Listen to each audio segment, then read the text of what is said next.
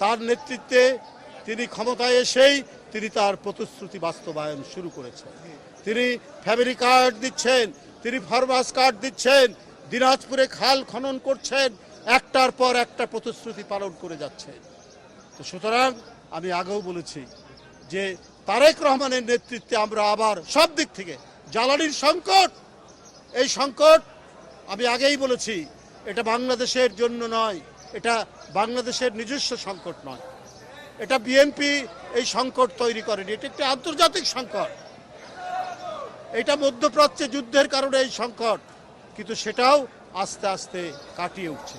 তবে পাশাপাশি আমাদের এই ব্যবস্থাও নিতে হবে, বারবার যে অঙ্গীকার করেছেন জনাব তারেক রহমান যে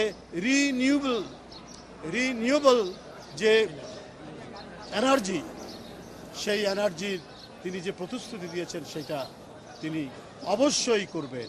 আপনারা জানেন যে পাকিস্তানে রুফটপ সোলার প্যানেল বসিয়ে তারা বিলিয়ন বিলিয়ন ডলার তারা সাশ্রয় করেছে।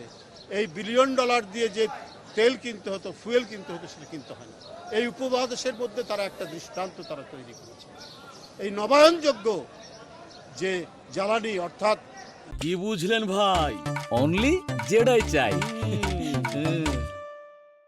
সোলার মানে সৌর তাপকে দিয়ে যে জ্বালানির যে চাহিদা মেটানো হচ্ছে, বিদ্যুতের চাহিদা মেটানো হচ্ছে, বাংলাদেশ সেটা করবে।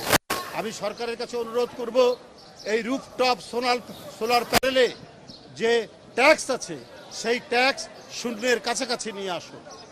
বিদ্যুৎ মন্ত্রীকে বলবো শূন্যের কাছাকাছি নিয়ে আসুন, এটা উৎসাহিত করুন এবং এর যন্ত্রাংশ আমদানি করতে যে ধরনের ট্যাক্স দিতে হয়, ট্যারিফ দিতে হয়, সেটা কমিয়ে দিন, যাতে মানুষ তাদের ছাদে সৌর প্যানেল বসিয়ে বিদ্যুৎ চাহিদা পূরণ করতে পারে, যাতে আর কারো দিকে মুখ চেয়ে অন্য কোনো দেশের মুখ চেয়ে আমাদেরকে থাকতে না হয়।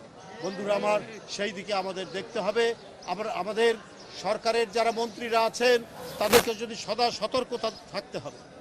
সদা সতর্ক না থাকলে নানা দিক থেকে নানা ঘটনা মোকাবেলার প্রস্তুতি আপনাদের থাকতে হবে। গত 24 ঘন্টায় 11 জনের অধিক হামে মারা গেছে। কেন? আজকে এই হাম মোকাবেলায় আগে থেকেই সতর্ক অবস্থা নিয়ে আগে থেকেই এটা মোকাবেলা করার জন্য প্রস্তুতি নিতে হতো হেলথ মিনিস্ট্রিকে। আমার বিশ্বাস আপনারা দ্রুত এটার উপর ব্যবস্থা নিয়ে যাতে আর কোনো ধরনের মৃত্যু না হয় এই ব্যবস্থা নিতে হবে। কারণ জনগণের কাছে জবাবদিহি সরকার হচ্ছে জনাব তারেক রহমানের নেতৃত্বাধীন সরকার, কারণ জনগণের ভোটে নির্বাচিত সরকার।